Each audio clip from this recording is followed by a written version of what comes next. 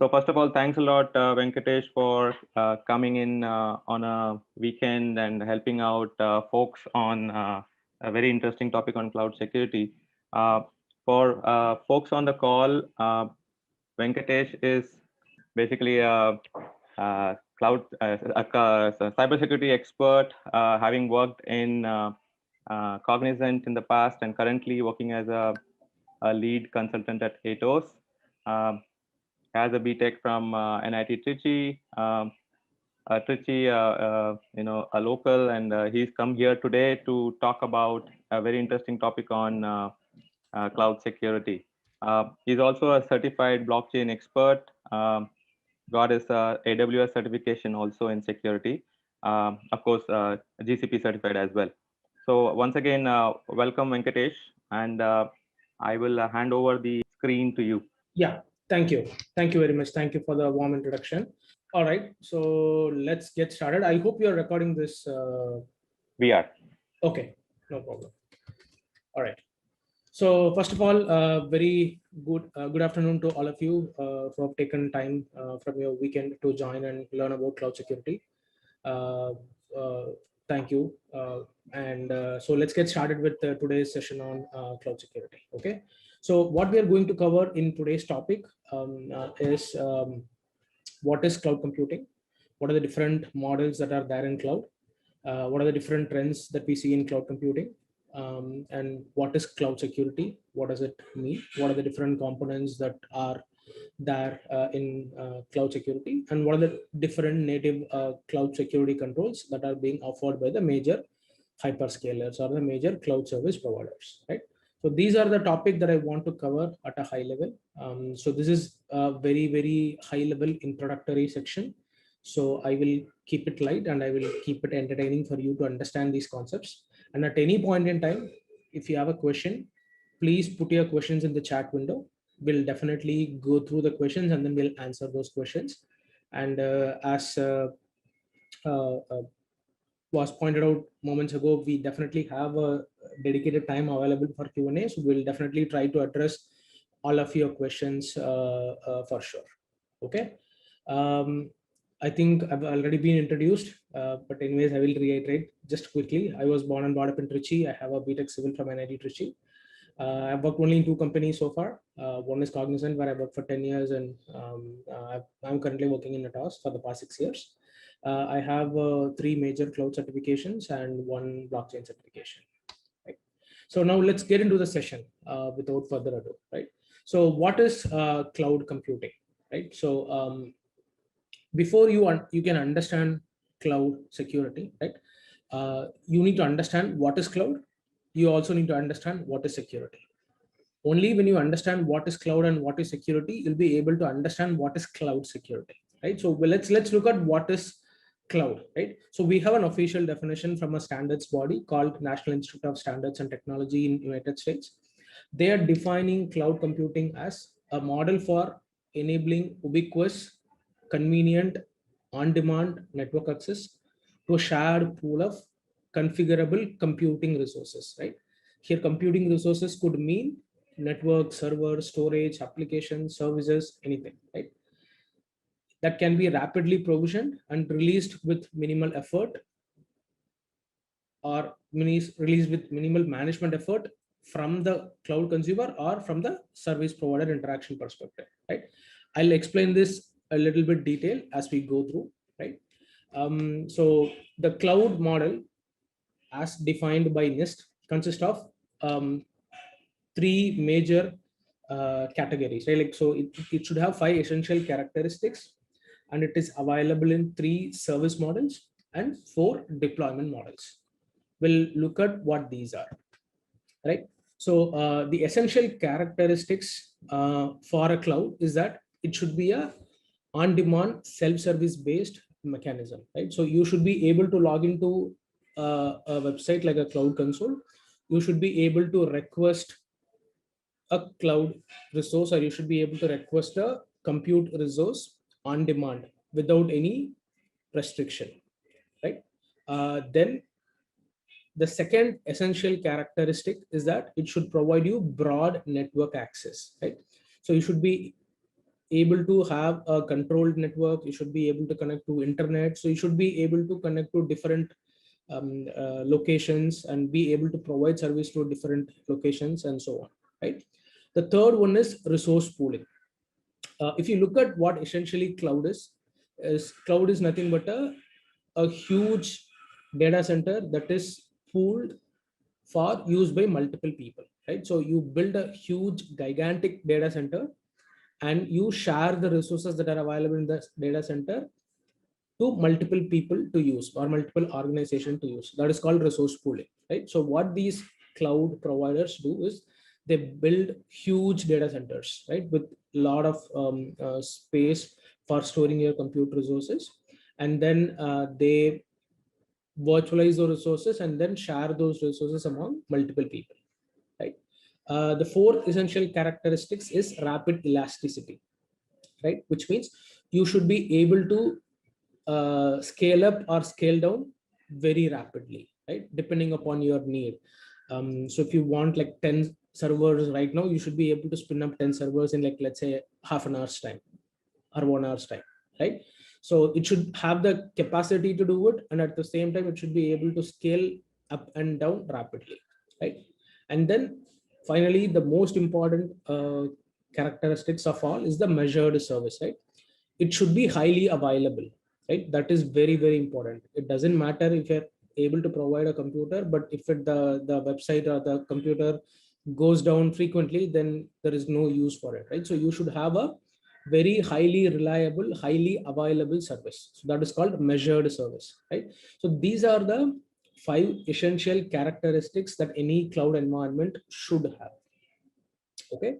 Now we have 3 different service models. Okay. One is called software as a service. The second one is called platform as a service. And the foundational one is called infrastructure as a service. Okay. What these are, we will cover in the next slide. So please bear with me for some time.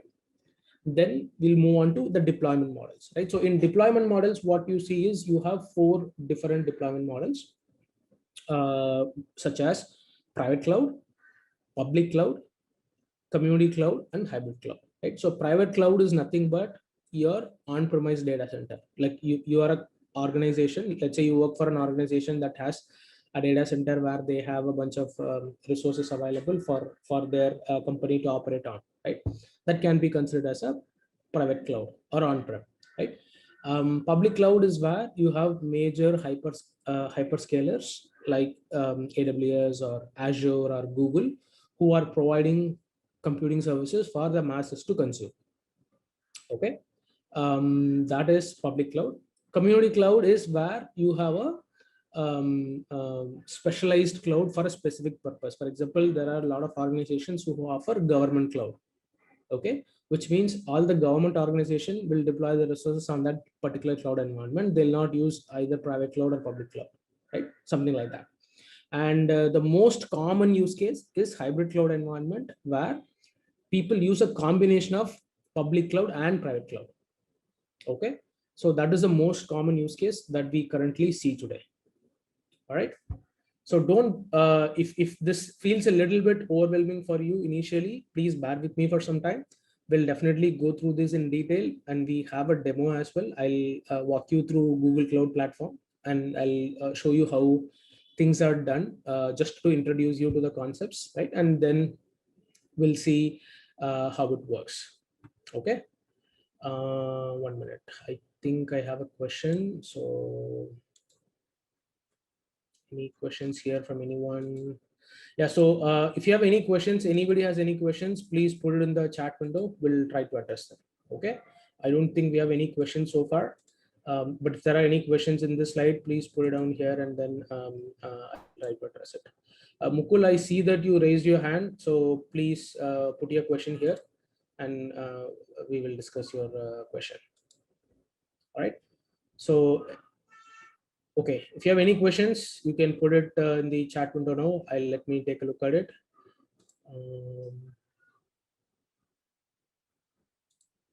Okay, are you not able to hear my voice? No, we can hear you, Venkatesh, loud and clear. Okay, okay. All right. Yeah, so we are starting to get some questions. We will Okay. pick it up at the end. Sure. Yeah. Sure. No problem. Okay. Now we talked about service models, right? Like, so these three models, right? So let's look at what these service models are in detail, right? So the first one, the foundational one that I had talked about is infrastructure as a service, right? So in infrastructure as a service, what happens is cloud provider will take care of certain elements of your infrastructure, and then you as a cloud consumer will take care of certain elements of your infrastructure, right? So when it comes to infrastructure as a service, what you do is you move to it. So basically, if you have, let's say, physical servers available in your on-premise data center, or virtual servers available in your on-premise data center, what you do is you basically take those virtual servers or physical servers, you just copy the content to the cloud server by creating a replica of the server in the cloud environment, right? So that is what move to it means. So in infrastructure as a service model, what happens is the physical computer in which you run the server, right, will be taken care by the cloud provider. Here, cloud provider means AWS or Google or Azure or anybody, right? So they will provide networking, they will provide servers, they will provide storage, they will provide virtualization, right? So they will provide all these capabilities to you as a cloud consumer. So here customer means cloud consumer, whoever is consuming the services of the cloud, right? So what you will be responsible for will be for the operating system that you install on the virtual server that you create, any middleware that you need, any runtime environment that you need, any data that you create or store, and any application that you deploy or use. You will be responsible for all these activities. What the cloud provider will do is they will provide only the underlying virtualized server storage and networking. Okay. Now, if you move to platform as a service, what you do is you build with platform as a service, right? So in this, what happens is the cloud provider will take more responsibility, and then you will take less responsibility, right? So what happens is when you need an environment, you tell the cloud provider, hey, can you give me a web server that is running Apache and Nginx and with the Java runtime of version something and so on, right? Whatever specific requirements you have, you will tell them that, okay, hey, I need a platform with this configuration, right? So then what they will do is they'll take care of running the operating system, which could be your Red Hat Linux or SUSE Linux or Windows server, and whatever middleware you need, right? Like you could need IIS or Apache or Nginx or IBM WebSphere or any of those middleware architecture that you have, right? So you can tell what you want, what runtime and what middleware you want. So the cloud provider will manage that for you, right?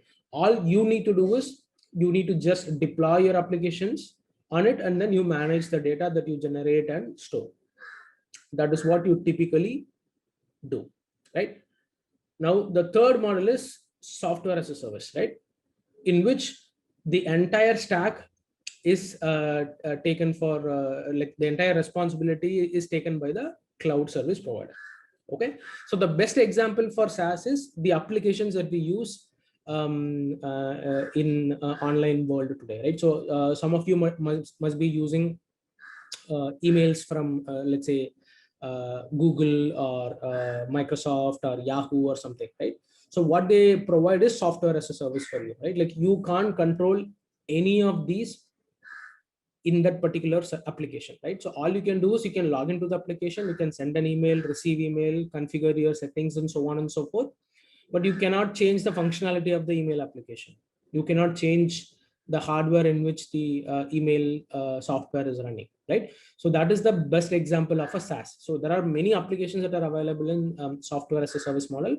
The best example is email, something like Gmail or Outlook.com, right? Where you consume the application as is, where you don't control any of the things that go in. All you can do is you can log in, you can send email, receive email. So you can configure the application, you can use the application, but you cannot change the application, right? And the best application and the best platform as a service example could be people who provide Docker containers and Kubernetes clusters for you to deploy your application, containerized applications, right? Where they take care of all the underlying technology stack, and you manage your application, or you deploy your application and then you run your application.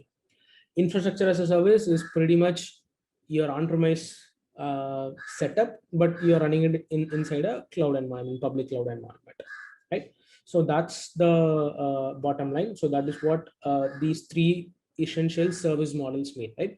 So the security of cloud entirely depends on what kind of model you are using, and the responsibility of security will vary depending upon the model you choose, right? So that's why I'm spending a significant amount of time in explaining this to you, so that you're able to understand what are these three different service models mean. Okay. All right. Okay, so let's move on. Okay, now let's move to some of the major trends in cloud computing, right? So what we see is happening is that many organizations are moving to a multi-cloud hybrid cloud model, right? So multi-cloud is where you use more than one cloud service provider like AWS or Azure or Google Cloud to host your applications and tools and things like that. And hybrid cloud is when you use your public cloud plus your on-prem data center or your private cloud together to deliver services, right? So that is what is the public cloud hybrid cloud environment is. Okay. And we see a lot of customers moving towards this, and that is what we see, right? And this trend has been recognized by the cloud providers themselves. So what they are doing is they are providing Azure Arc, okay, or Google Anthos. These are multi-cloud management platforms, right? Like, so using these platforms, you can manage and deploy resources in multi-cloud environment or hybrid cloud environment. So the cloud providers themselves are recognizing this trend, and they are enabling the customers to use these capabilities and features. Okay. The second major trend that we see is there is a lot of adoption of containerization and microservices technology and serverless technology, right? What serverless means is that you don't have to worry about managing the server. Instead, the cloud provider will manage the service for you. All you have to do is just tell what application needs to be run or what service needs to be run. The cloud provider will automatically scale up and down depending upon the demand on the system, right? So that is typically at a high level what serverless means, right? Serverless means doesn't mean that there is no server. Obviously there is a server. Instead of you managing the server, you hand over the responsibility of managing the environment to the cloud provider. So that is serverless, right? So that is why I am telling you, we have a lot of increased adoption for platform as a service, function as a service, container as a service, and then software as a service models, right? So people want to kind of use the application, configure the application instead of building or making a lot of changes to the application, right? And this is evident from the fact that the total market cap of the companies, right? Like, so for example, these are the top 10 companies. Their total market cap is $5.21 trillion, right? If you compare it with the market cap of the top 10 banks in the world, that is only $4.81 trillion. This clearly shows how much value that the industry is assigning to the cloud service providers, because these guys are essentially running the world's business, right? Most of the world's business is running on these cloud platforms now. Okay, these are the major players in the cloud. You have AWS, Azure, Google Cloud, Alibaba Cloud in China. You have IBM Cloud. You have Salesforce. You have Tencent Cloud again from China, and then you also have Oracle Cloud Infrastructure, right? So these are the major cloud providers, and their market cap, if you take it, it is $5.21 trillion compared against 4.81 for the top 10 banks in the world, right? Then the third trend that we are seeing is automation. People are going for higher degree of automation in everything that they do, in development, in testing, in deployment, in monitoring, in security. Everywhere, automation is the key, right? So what they want to do is they want to automate the tasks so that we are able to do things faster, and at the same time eliminate mistakes that typically humans make, right? So that is what they are trying to do. So as a part of that, what we see is people are moving towards infrastructure as code. Most of these cloud providers do support infrastructure as a code. So you can create infrastructure by writing code, right? You write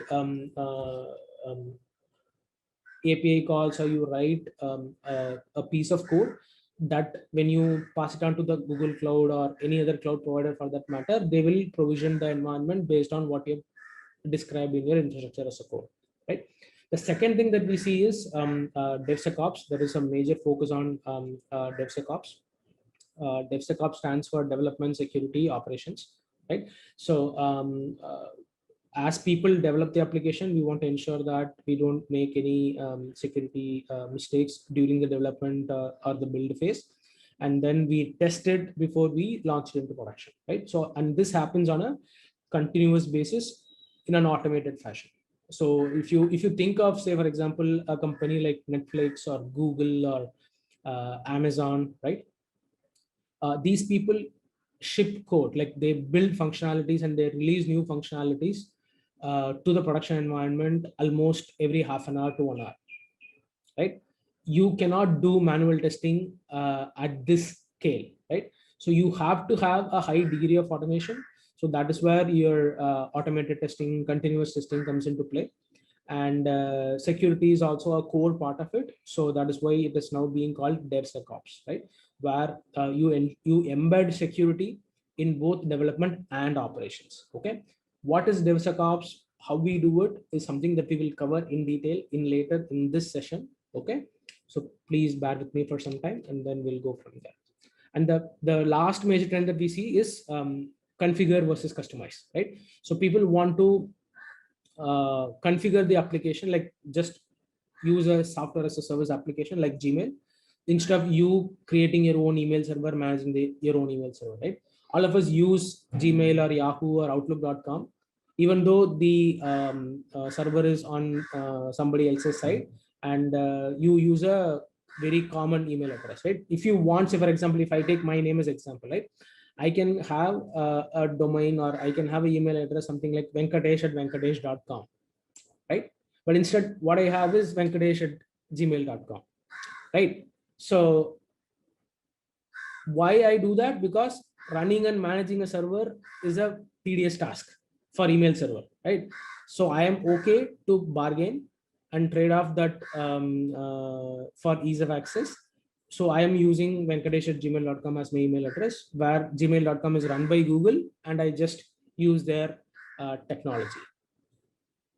Okay, so that is what we are doing. So that's exactly what configure versus customize is. So people want to just configure, and they want to minimize the effort required in customizing the application or building the application, right? Now, coming to cloud security, right? So we talked about what are the different service models available in cloud, right? When it comes to cloud security is always a shared responsibility model. Okay, so you have 1 minute. Did somebody annotate? No, I think it's from the previous slide, Venkatesh. Yeah. Yeah. All right. I thought it was some issue on my monitor or something, but then I realized there's something there. Okay. So, okay, fine.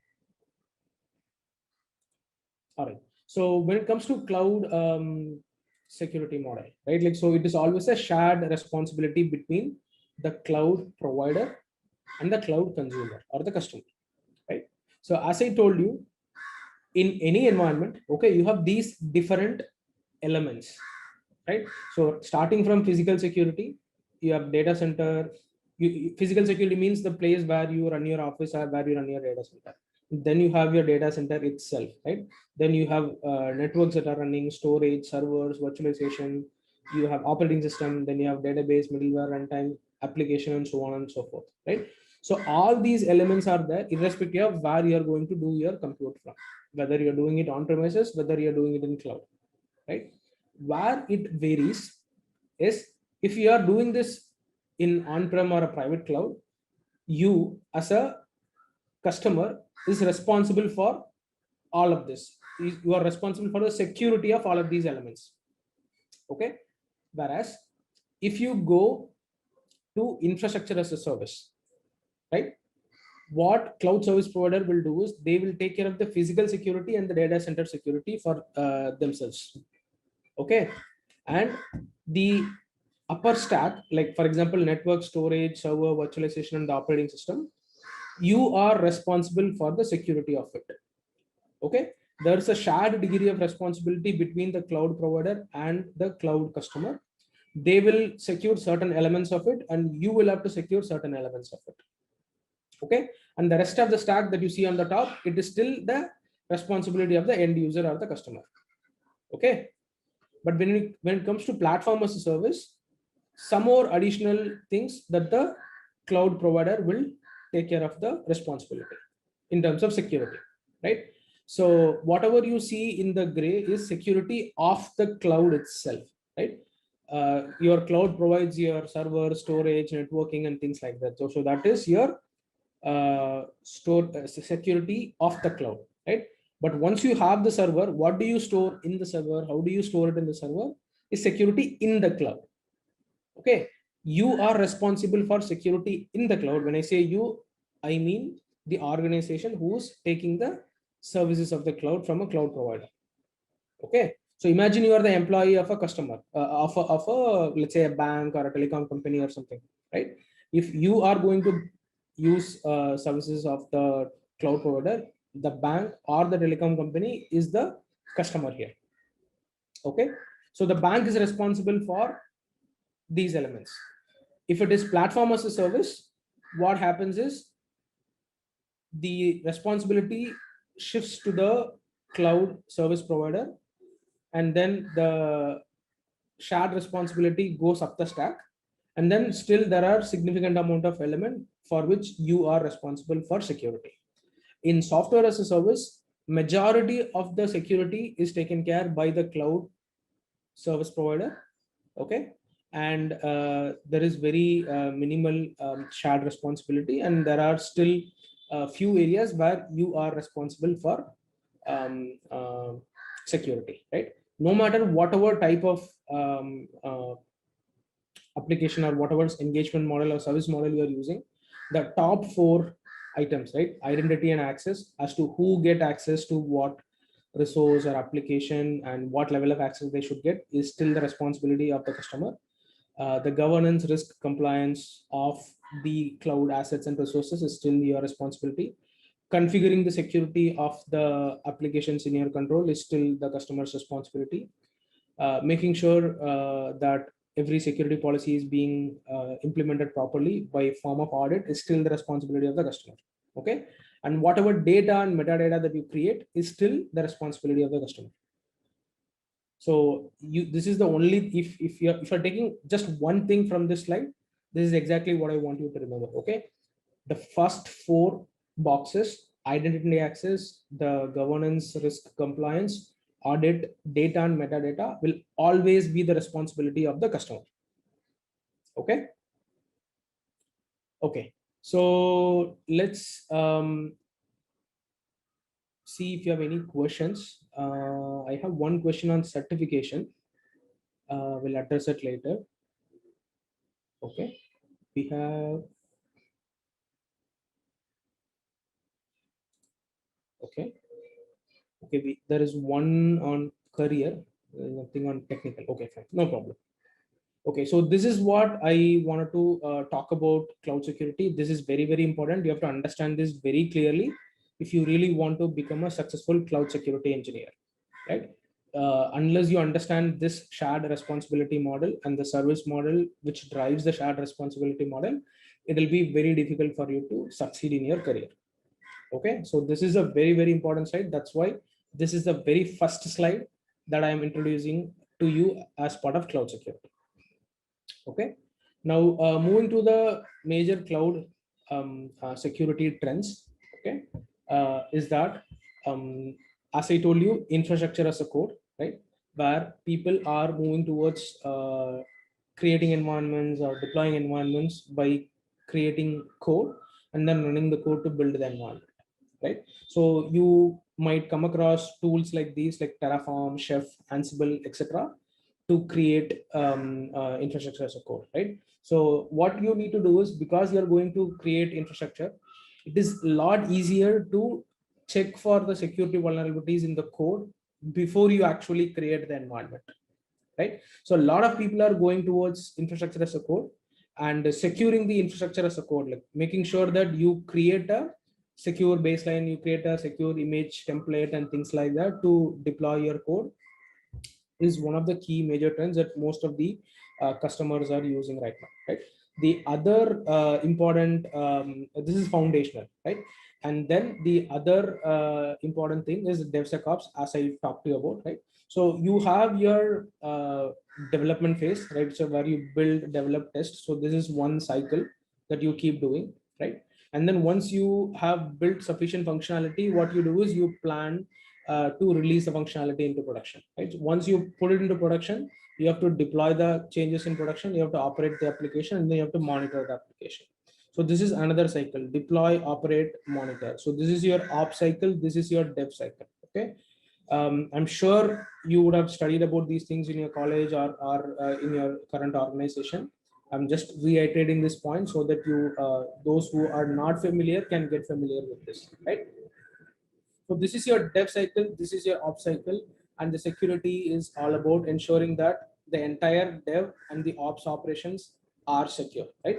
And you can see some of the activities that we do typically from a security perspective in each of these phases, right? So for example, when you do planning, you do threat modeling.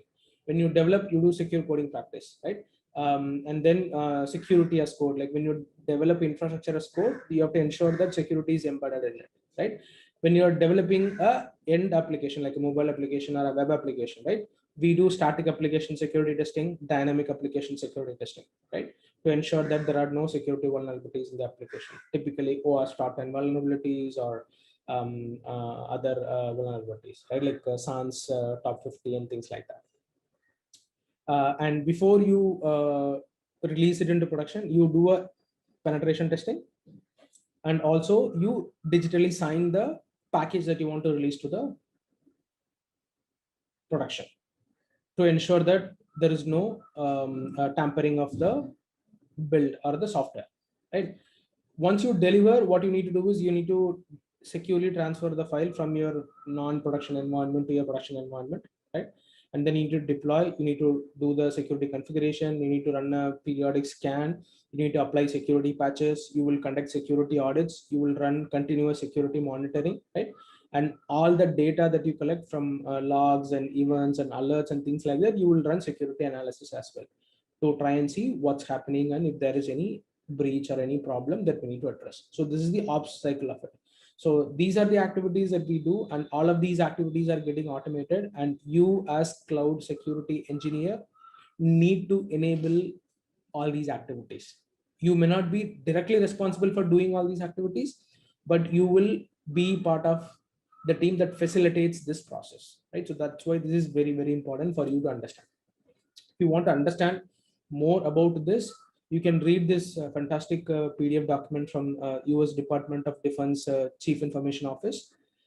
They have given a very beautiful document on DevSecOps. Okay, I've just taken one gist or like one summary image from their document, and I've just called out here, and the link is there in this document itself. You can just refer to that. Okay. The next one is something called Secure Access Service Edge. Okay. This is a new area that is gaining a lot of traction in the industry today. And you, as a cloud security engineer, you would definitely come across this term in your day job, right? So it consists of two major elements, as you can see here. Okay. Cloudflare is a leading cloud service provider, right? and they have summarized this, and it was a very nice summary. That's why I thought I'll use the diagram as is, right? So it consists of two major elements. One is network as a service, right? So you have your networking vendors, like people who provide networking gears like Cisco, Palo Alto, Checkpoint, F5, right? Where they provide networking products, right? Your routers, switches, firewalls, right? All of them have been converted into a software defined network functions, right? It's called NFVs, network function virtualization, right? And then you also have network security as a service, where you have to ensure that you have security elements of the network is taken care. So that is something like firewall as a service, or cloud access security broker, or secure web gateway, zero trust network architecture, and domain name service, right? So these are certain elements that helps in securing the network. So your secure access service edge is a combination of these individual topics or skills, and combining them in an efficient way for people to use it as a single component, right? So this is gaining traction, and in 2 to 3 years time, I think this will be the major focus area for a lot of organizations. Okay.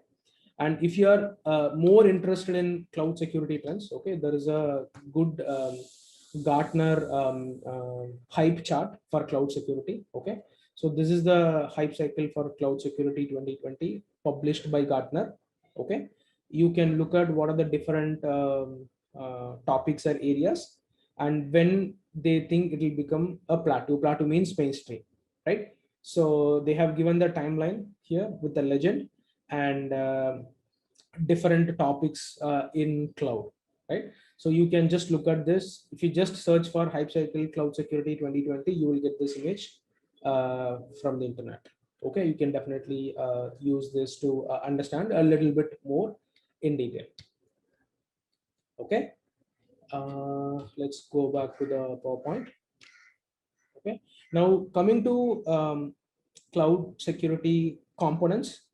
Okay, what are the different topics that we need to cover? The first one is cloud workload protection. Okay, so cloud workload protection is where you protect the computing resources on your cloud. It could be like your VMs or containers and things like that. Okay, the next area that we do is cloud security posture management. This is to do with monitoring. You continuously monitor what is the security status of all the assets that you have in your cloud environment, and then you monitor, and then you fix any issues that you find. Okay, that is cloud security posture management. I see each of these topic will take half an hour to 1 hour for me to explain. Okay, and I'm not going to explain each of these topic in detail in this session, but we'll definitely cover this in our upcoming sessions. Okay, the third topic is cloud access security broker, shortly called CASB, right? This is predominantly aimed at providing access to SaaS-based cloud applications like your Office 365, your Google Workspace or SharePoint, or your Workday platforms and things like that, right? So there are a lot of software as a service cloud solutions available. To control access to those cloud solutions, we deploy CASB solutions. Okay. Then the next thing that we have is cloud identity and access management. Number 4 and 5 are very closely related, right? The line item number 5 is something that Gartner coined this term, right? But end of the day, what it does is it ensures that we are providing access to the right people in the cloud environment, especially when you're using infrastructure as a service or platform as a service, right? Because cloud provides a lot of functionalities, there are a lot of levels of access that you have. Okay, for example, if you take AWS, right, you can have 2,500 individual permissions for multiple products that you have. Okay, so managing the permissions for a given user or a bunch of users across different countries and regions and assets can become very tedious. So the cloud identity and access management and cloud infrastructure entitlement manager helps you facilitate that process by automating it. Okay, The next topic is cloud encryption. Cloud encryption is where you encrypt the data that you store in the cloud environment, and you encrypt the data that you send to the cloud environment. So when it comes to data security, you need to secure the data at rest, which is when you store the data in storage. And then you should also secure the data in motion, which is when you send the data, when you send a request to an application, right? So like you're making a HTTPS call, or you're requesting an application to load or something like that, right? So then HTTPS request is sent, which means it is an encrypted request with the data, right? So that is cloud encryption. Then you have container security. As I told you, people are going for microservices and containerized architecture. So when you deploy containers or container orchestration platforms, you'll be running a lot of nodes, a lot of pods, and a lot of services on top of them. So you need to ensure that you have the right security controls in place in terms of access control, network control, and everything, right? So container security is a huge topic because most of the applications are now moving towards container-based application. So container security is a very key topic for us.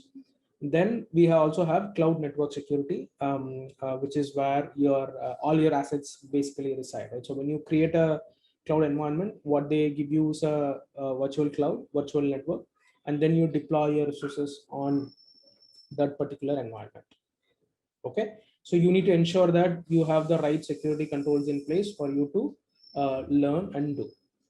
Okay, so that is another important area for cloud network security. These are fundamental things. Okay, now if you look at the general theme that I've highlighted here, right? I'm talking about identity and access management. I'm talking about security monitoring. I'm talking about protecting the servers, which is your network security, infrastructure security, data loss prevention, antivirus, and things like that, right? So if you see the theme, this is nothing but the general cybersecurity that you have been doing in the on-prem environment. Okay. When it comes to cloud security, whatever cybersecurity activities that you did in your on-prem environment, you have to do everything in cloud. Okay. So if you had 10 topics, right, like you might have seen the cybersecurity topics in the Antwerp platform, right? So you have 10 topics under cybersecurity, right? Out of 10 topics, the 8 topics that they are teaching you is applicable for cloud. Okay, that is how complex cloud security is, because cloud security is not just about security of the cloud only, right? It is about the entire infrastructure. Your entire infrastructure that was living in an on-premise network, on-premise data center, and a dedicated office network is no longer there, and it is moving to a multi-cloud hybrid cloud model. So what you need to do is you need to take care of all the security principles, policies, and everything that you did. You have to apply it to cloud. That is why cloud security is a very niche area. Okay, and it is in very high demand. So cybersecurity is a very niche area. Cloud is a niche area. But if you combine cloud and security, that combination is a killer combination, and it is a niche of a niche. So if you are pursuing a career in cloud security, you have very high growth opportunities. I would strongly urge each one of you to take cloud security as a serious career option. Okay. Now coming to the native security controls that we have, right? So these are the 3 major cloud service providers, right? By default, they provide these security software or security controls that you can use to secure your application or environment or network or whatever you're doing, right? So I'm not going to read out each name. You can definitely read it and it will be available to you, I guess. So you can definitely read about it and then you can learn about it. Okay. This is the snapshot that we have at this point in time. Okay. If you check after 2 months, this list will increase because the cloud providers are adding a lot of more features into the cloud environment. And at the same time, they're also adding a lot of security features also into the cloud environment. Okay. All right. So that's the native cloud security controls. Okay. Before I'm actually done with the session, before we move on to the Q&A, question and answer session, right? I just wanted to introduce the Antwerp experiential program for cybersecurity, right? So we have launched a cybersecurity Antwerp experiential program. This is a 16-week course, 12 weeks of core technical sessions and 4 weeks for soft skills and mentoring and then CP preparation, right? You have 10 plus renowned experts who will take the core and the soft skills. I'm just one among them, right? There are a lot of other industry leaders who are coming together to deliver this course for you. I'm one among them. I'll be doing the cloud security topic, right? And you have 40 plus live classes. There are a lot of pre-reads available in terms of Antwork original videos, and I'm sure some of the experts will share some other materials also with you that are available in the public domain for you to refer to, right? There are a lot of range of tools are available. You can get to do live projects, like you can get to do hands-on projects and you will be assessed based on the projects that you do, right? So this course is a very well-rounded course, well constructed course. I think this would be a good value for you. And the registrations are now open. If you want, you can just click on the link that is available at the bottom using my referral code, right? So just click on this link and then you'll be taken to the website, right? So the topics that we are going to cover, there are 10 islands, 10 core topics in cybersecurity, right? The first one is cybersecurity and information security. Then you have network security, and you have attacks. Then you have web application security, and then the fifth island is incident management. Digital forensics, you have GRC, which I think you had a session masterclass, I think a few weeks ago or maybe last week. And then you have identity and access management and cloud security. This is the topic that I will be presenting in the experiential program. And then you also have cyber threat intelligence. And each of these topics will be presented by an expert who is an expert in that specific area, right? Say, for example, digital forensics, I am not an expert, right? Or GRC, I am not an expert. But cloud security is something that I know. So I will present cloud security. Similarly, you'll have an expert who is expert in GRC, who is an expert in digital forensics, who will come and present this topic for you so that you learn from the actual expert in the industry, right? So this is the program and these are the topics that we cover. We hope you make use of this experiential program, okay? And I hope to see most of you in the session.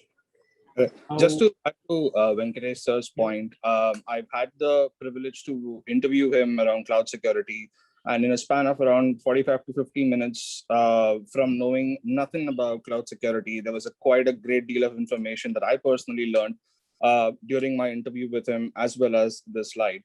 And believe me, the experience that you've got from Mr. Venkatesh Jagulingam from today's presentation is just a bit of like a teaser of what you'll actually learn in depth through our boot camps. And that is applicable across all our experts. So I'd request you guys to just push in the link and just check to see what contents we provide, because it's an extensive 360-degree purview about not one or two things, but almost the important ones. And just to add to Venkatesh's point, that to master cloud security, it is essential for us to have the foundation. We are helping you build that foundation in a very professional way that will enhance your networking knowledge and the cloud security knowledge. Because at the end of the day today, as during the pandemic stage and from the work from home environment, cloud is essential. And if you have the building blocks in place, cloud security, you will be able to master a career out of it, right? Thanks for that.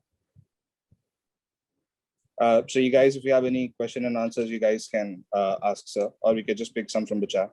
Right. So I think there are quite a few questions. I think it will be good to start from the beginning. For folks, I have already posted the link that Kaushik had talked about. Do check it out.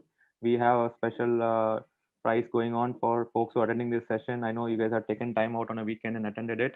So there are some special offer going on for you guys as well. So do have a look at the program and sign up, and our counselor will definitely reach out to you. Let's get to the questions. Venkatesh, I think the first question is from Animesh he's working as a consultant at one of the big four, and he wants to understand which certification to obtain for AWS and GCP. Okay, just one moment. I think the Q&A session is better done with video. Let me enable my video. Let actually people see the face so that they gain the confidence that they are actually talking to a person, right? Sounds good. Yes. I'll also turn on I the video. I didn't enable the video because I wanted people to focus on the content. Now that we are done with the session, I think we can go with the video. Right? Perfect. Yeah. Okay. So the first question is actually from 1 minute. Okay, who had the question? Animesh Yeah. Mishra. Yeah. Yeah, Animesh Mishra. Okay. I think there are 2 questions I guess from him, or 3 questions. Okay. I'm looking as a. Okay. So, Animesh, you are already working as a consultant in cybersecurity, right? You know that cybersecurity itself is a very vast domain, right? And you need to first decide which area you want to focus on. So it can be IAM, it can be threat management or SOC or GRC. There are different areas available. So first you decide which area you want to focus on. And I'm assuming you have chosen cloud security as an career choice or as an area that you want to focus on. So what you should first do when it comes to cloud security is that there are 2 approaches to it. One is you can go for a vendor neutral certification, something like CCSK, Certificate of Cloud Security Knowledge, or CCSP, Certified Cloud Security Professional from ISC2, right? So those are 2 certifications that are available from the industry, that is vendor agnostic. They do not have any affiliation with any specific cloud vendor, right? That is one way of doing certifications. The other way is to specialize in a cloud provider themselves, right? So for example, you can specialize in AWS, or you can specialize in Azure or Google or something, right? So all these providers or all these major hyperscalers provide a lot of different certifications, starting from foundational certificate to a cloud engineer, cloud developer, and then you have cloud network engineer, cloud security engineer, and so on and so forth. And all of them have equivalent certifications. So what I would recommend you to do is first start with the cloud foundation, start as a cloud engineer or something. First learn what cloud is, what are the different components are there in the cloud, in a cloud provider of your choice, right? Like if your organization wants you to work on AWS, you can choose AWS. Or if your organization wanted to work on GCP, choose GCP, right? And it's up to you, or what is the immediate requirement that your organization has, so you can do that, right? But if you want to specialize on security, there are 3 certifications available from each of the players, right? So Google has a professional cloud security engineer certification, and Amazon has AWS certified security specialty, and then Azure has Azure security engineer, right? So these are the 3 security specific solutions or certifications that are available. Okay, so that is what I would recommend you to take. MS500, it's AZ500 actually. For Azure, it is AZ500. For GCP, it is called Professional Cloud Security Engineer.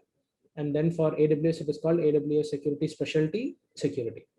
It's a specialty certification, which means you have to do a cloud developer or cloud engineer certification first, and then you can do the specialty. So that's the first question. The next question is, ISACA offers a course, goes by the name CCSP, and yeah, okay. So I think I answered this question already, I guess. So start with CCSK, right? It is done by an organization called Cloud Security Alliance. They are the ones who set the standards for the cloud environment. And Cloud Security Alliance is formed by a lot of major organizations in the world, including the cloud providers, right?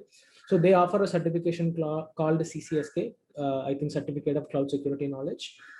It's an open book exam. So you can imagine how tough it will be, right? You can refer whatever you want. Internet is available, book is available. You can do whatever you want, but you have to answer within the time, right? So unless you know the topic, you will not be able to clear it. So it's a very tough exam, CCSK. That is the starting point, right? So that was the first cloud certification that came into being. Then CSA and ISC2, it is not ISACA, okay? CSA and ISC2 worked together to come up with the certification called CCSP, Certified Cloud Security Professional, right? So the first step is CCSK, the second step is CCSP.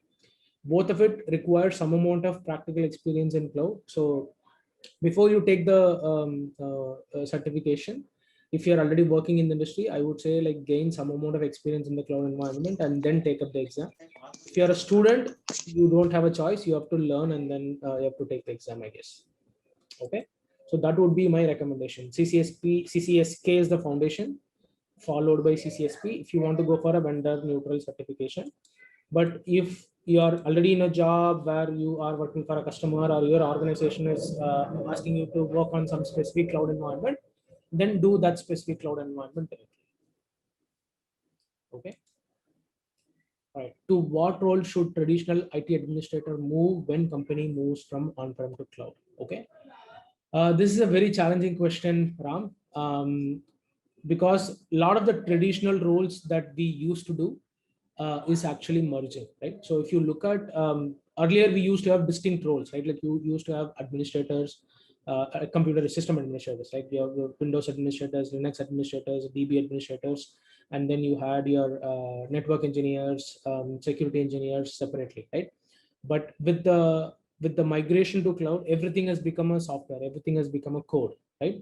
So now everybody is expected to learn everything. So when you do a cloud foundation engineer course, you will learn network, you will learn security, you will learn data, you will learn administration. Okay. So what I would really suggest you to do is think, where do you want to go to, right? Like you have been a traditional IT administrator, that is good, but move to an adjacent area or a related area that we can immediately work on, right? So that would be my suggestion. If you are like, let's say a Unix administrator, right? So maybe you can try to become a Kubernetes administrator or a container administrator, right? Because that is where we see a lot of traction, a lot of opportunities are there. Like people are looking for people who know and manage Kubernetes or containers platform, right? Like OpenShift or Kubernetes or Azure container platform, or there are a lot of container platforms that are available, right? You can do a CKAD certification if you want, right? Kubernetes administrative professional or something. So there are options available. You can, if you want to pursue that career of I am an administrator, I want to be in administration, you can look at that. Otherwise, you can try to learn other skills and move to other area also, right? So that is something that you can do. Okay. Next question. Okay.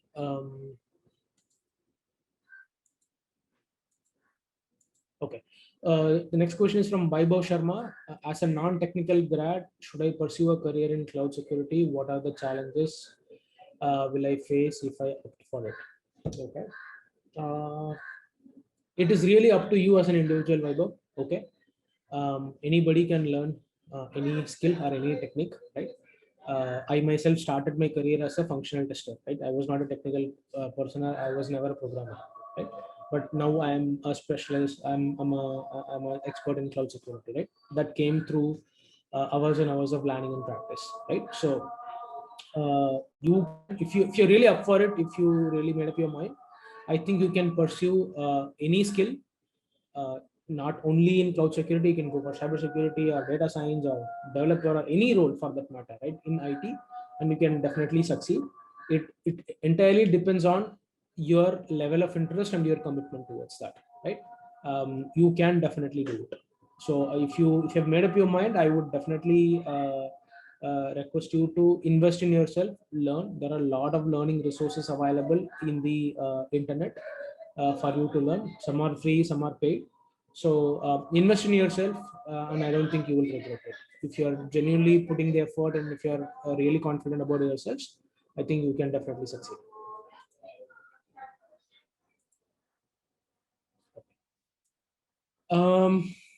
Could you also please explain how privacy by design work in DevOps?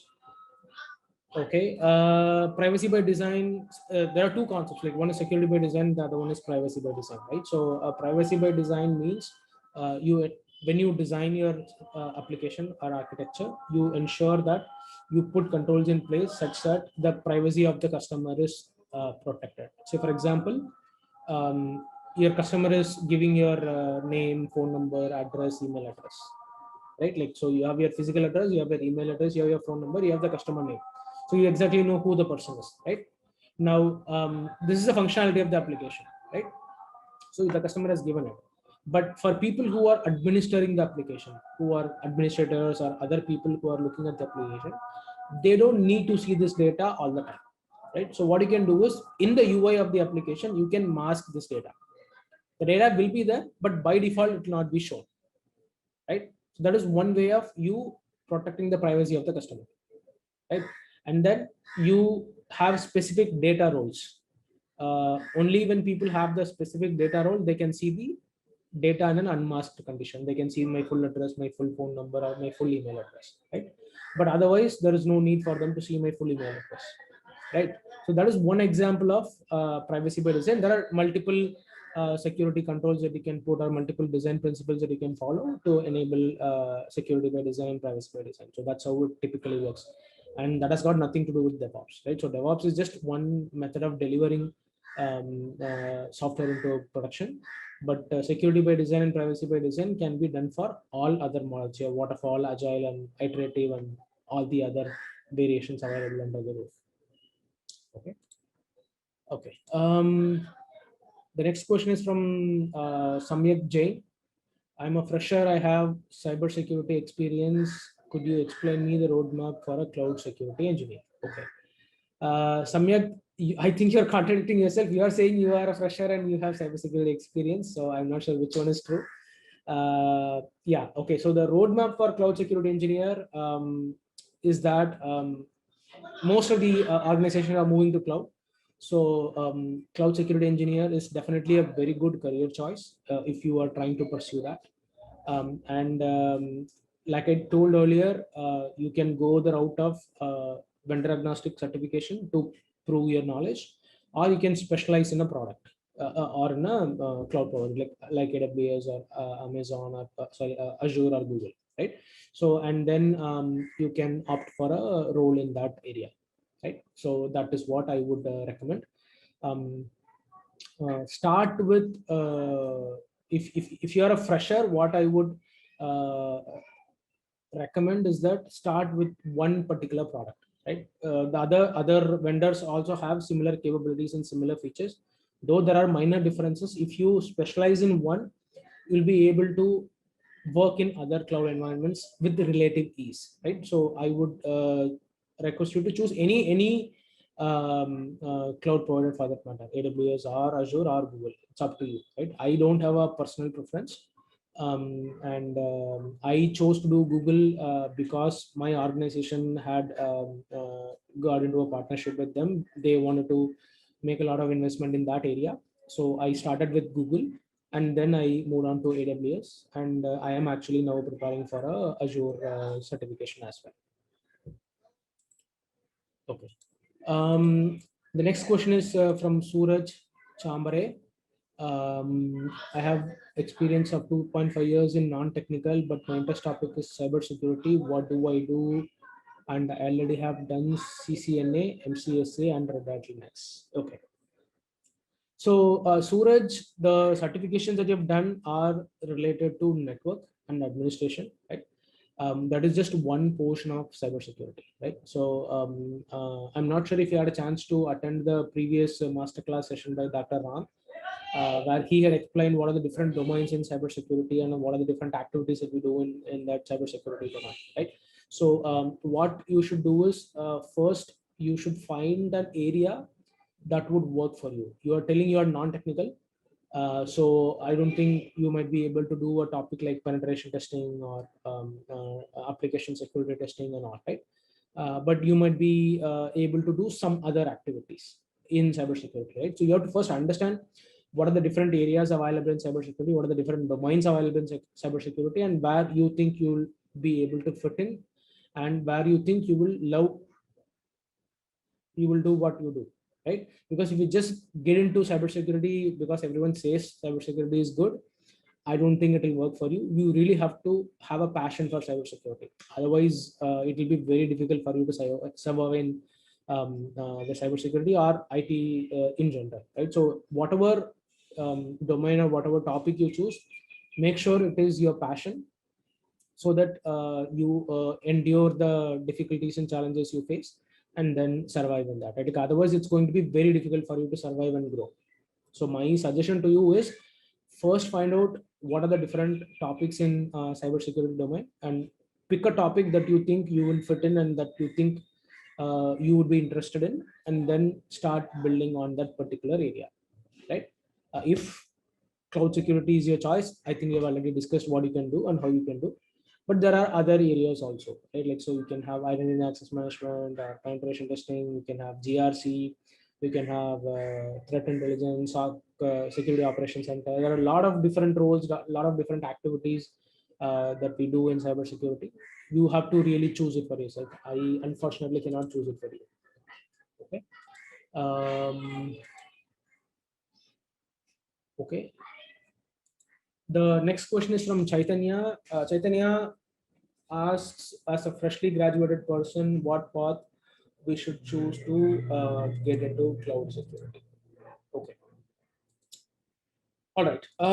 So Chaitanya, I think I pretty much answered this question, right? So if you are a fresher, what I would rather focus on is learning the cloud itself first, right? Forget about cloud security. You should first learn cloud. What is cloud? What are the different components that are there? What are the things that you can do and you cannot do in cloud? You should have that understanding first. So first learn cloud, right? Do a foundation course or do a fundamental certification in cloud, right? Something like cloud developer or cloud engineer sort of certifications from these major players, and then get into cloud security. Because for you to do cloud security, you should know cloud. Okay, that is very, very important. So my suggestion to you would be to start with a cloud foundational course and then move to cloud security. Okay. The next question is from Aditya Bansal. I have completed training courses on GCP security and now learning AWS security. Is paid certification really required for me to get a job as a fresher? Okay. It is not a mandatory thing, Aditya. This question is from Aditya Bansal. So Aditya, the certification is not a mandatory thing. Okay.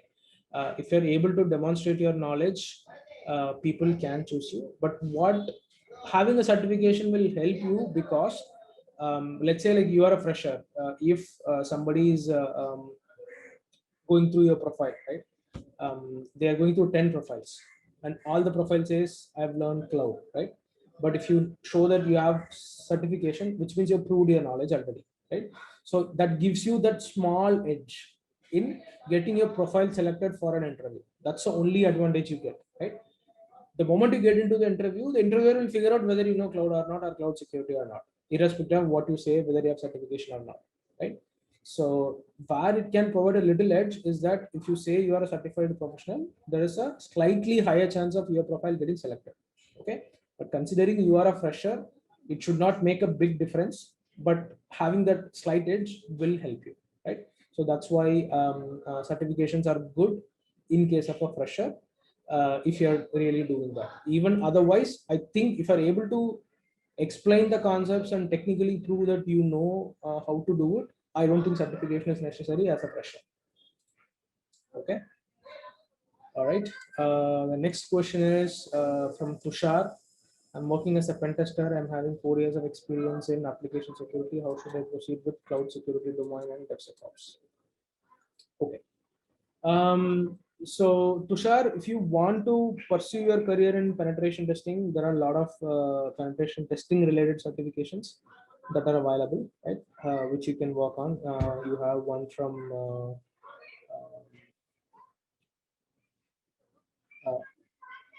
OSCP, right? Like offensive security certified professional, right? So that is one certification that you can look at. You have OSWE, offensive security web expert.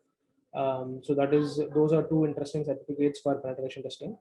You also have other generic penetration testing certifications like CH practical and all. You can do that.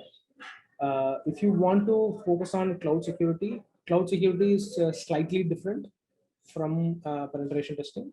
If you want to learn cloud security, you have to go through what is cloud and then learn cloud security. So the process is pretty much the same for you as well, right? Because if you do not know what cloud is, you have to first learn what cloud is, what are the different modules or applications that are there in the cloud, and you should be able to do that. And then once you understand that, then you will understand how to secure those elements. So that's how I would ask you to work on cloud security domain. For DevSecOps, I think because you're already working on application security, I think you would already be experiencing DevSecOps. What you can do is most of the organizations, what now they do is they integrate the security in the pipeline, right? So like they integrate SAST tools or DAST tools into the pipeline. So whenever a build is made, whenever a build is published in the SCM, right? The Jenkins or any other integration CI tool can take the file and then you can run it through the pipeline, right? So as part of that, you can run your SAS scans and DAS scans and then start working on the application security. So DevSecOps is more towards application security. So I think DevSecOps is more closer to you than cloud security. If you really want to learn DevSecOps, that is what I would request you to do. Like learn about these tools, learn about how CI/CD pipeline works. You can set up a CI/CD pipeline yourself and then try to do it, right? There are courses also available. Something I think Azure offers Azure DevOps Engineer or AWS DevOps Engineer or something. So you can try to do those courses that will cover these elements, right? So the DevOps will cover DevSecOps also. Most of the organization do, so you can do that. Okay. Okay. The next question is from Chandan. I'm already working as a SOC analyst. How useful this course will be with respect to my career, and how deep the course will be in terms of technical, and will the course contain enabled tools and exposure to it in terms of all contents mentioned in the course. Okay. So Chandan, I cannot comment on the threat intelligence or the SOC area that you're asking about. In terms of the what content they are going to present or what tool they are going to present, right? I will let Kaushik or somebody else answer that question. But Sure. Kaushik, Sorry. yeah. So, Chandan, just to answer, SOC is majorly around operations, and cybersecurity is a field wherein you also need to have just not only the knowledge of operations, but also the non-operation side of it, which includes your build and the design part of it.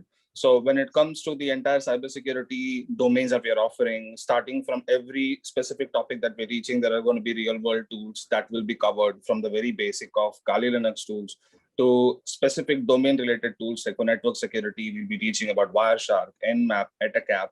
Then similarly for web application security, we're going to be covering about Burp Suite, OWASP, ZAP. Similarly for digital forensics, we'll be covering Autopsy, Foremost, Encase, GHEX. So these tools are going to be specific for every domain. That these are just not going to be conceptual learning wherein you're going to get your hands dirty with every single tool, followed by extensive projects and report assessments. So I can assure you the content is pretty much in depth for every specific topic that we're going to be teaching. Yeah. And in terms of how this course in general will help you, Chandan, is that like as Kaushik pointed out, right now you're focusing on SOC. So your focus is on Operation Center, incidents, event management, and response, red team, blue team, those kind of areas, right? But if you do this course, you will learn the other elements of cybersecurity as well, right? And especially cloud security is very important because being a SOC analyst, you should monitor every asset in the network, irrespective of whether it is in on-premise network or in cloud, right? So if you're going to monitor the assets in cloud, if you're going to integrate your CM tools like your ArcSight or Splunk or CAmplify or any of those tools, then you definitely need to have a good understanding of the cloud environment, right? And nowadays, what happens is the cloud provider themselves are providing CM tools. The latest example is Azure Sentinel, right? So Azure is providing a tool called Sentinel, which is nothing but a cloud CM tool for monitoring the security information and events in the cloud environment, right? So if you really want to learn those things, I think this course would help you. Cloud security in general will help you, and the cybersecurity course experiential program covers like many other topics as well, right? So as a SOC analyst, I think digital forensics is another area that is adjacent to your skill, which you can learn, which can help you in identifying the any major breach or hack that's happening, and you'll be able to locate it much faster, right? So that is one area that you can definitely learn, and obviously there are other areas as well which will give you a more well-rounded knowledge and experience around cybersecurity. So that's how this course can help you. Okay. All right. Samyak Jain, AWS practitioner, is worth for getting a job in India as a fresher. Okay, so it depends on what kind of job you are going for, whether you're going for a developer or big. What AWS practitioner tells you is that you know cloud, you know what are the different modules or components that are there in AWS cloud platform, right? You just know the products theoretically, and you might get some practical experience. Okay, but how efficiently can you use it? Can you design an AWS solution? Comes with a lot of experience. So what AWS practitioner tells you is that you are very familiar with the AWS environment and you have experience in AWS environment. So that gives you that edge, right, over other candidates as a fresher, right? If you say I am certified, okay, this person has knowledge and he or she has proved his knowledge by taking up a certification. That gives you that small edge in getting your profile selected for an interview. That's the only advantage that you get as a fresher. Okay, and I don't think having a certification as a fresher is a mandatory requirement for people to hire. Okay, if you really want to make a difference, what you can do is you can demonstrate your skill in whatever area you are working on, right? Like be it software development or security or anything for that matter. Show that you have knowledge, you have passion, like build an application, and then in the interview that you have, show them the application that you have built, right? Or if you are passionate about security, like say for example, you can participate in a bug crowd kind of a bug bounty programs and then report vulnerabilities in real world applications, right? And then you tell them, okay, hey, I'm passionate about penetration testing or security testing. I have participated in bug bounty and here is what I've reported, right? Facebook rewarded me for 3 defects or Google rewarded me for 5 defects or something. Proves your credibility, right? And you have a very high chance of getting selected if you're able to show that passion and then demonstrate your knowledge even before somebody hires you, right? That is how you can make a difference. If you wait for your company to provide you everything, I don't think it's going to work.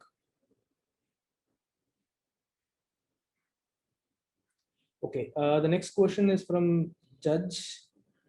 In these days, all companies wanted to have experienced person in cloud and no one is ready to give an opportunity to a person who just finished his certification. How could we overcome this problem?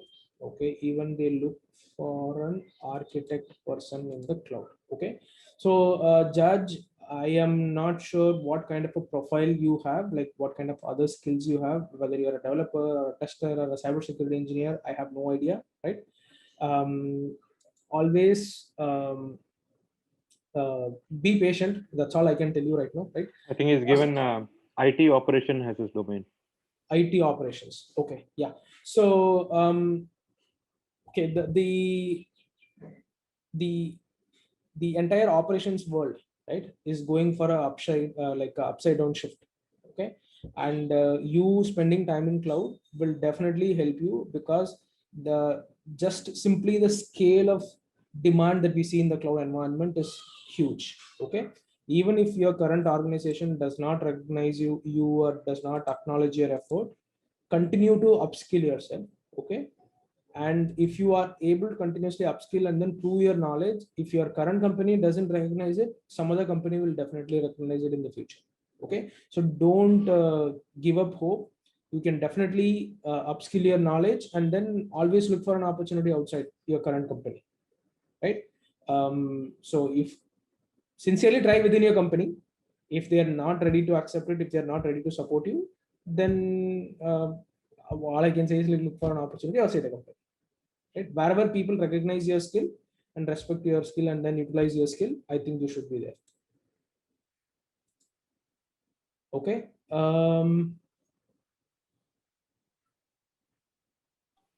Yeah, I think that's pretty much it, Venkatesh, in terms of questions.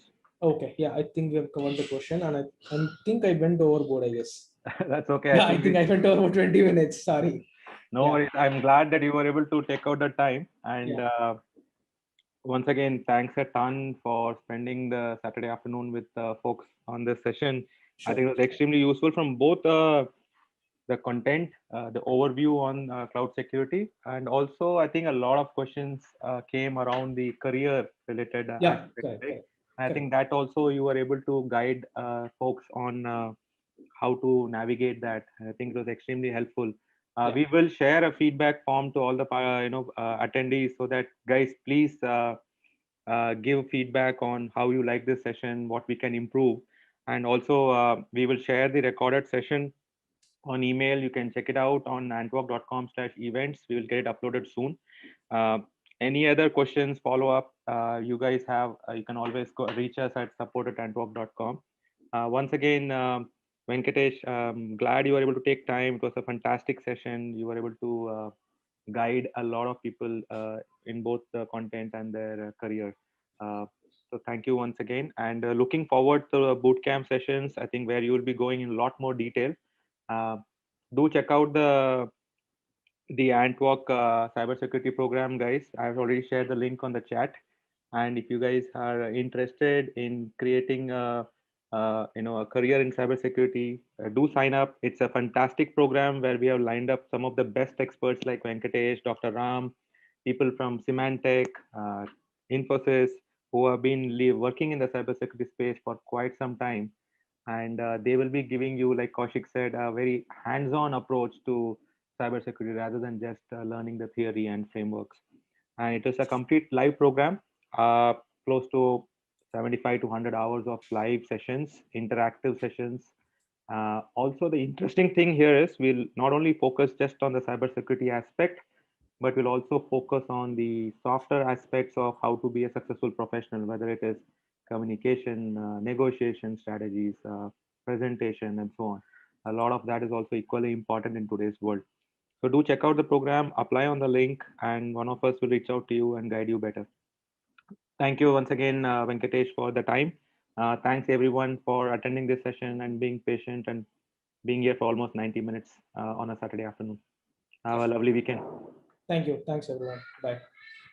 Bye.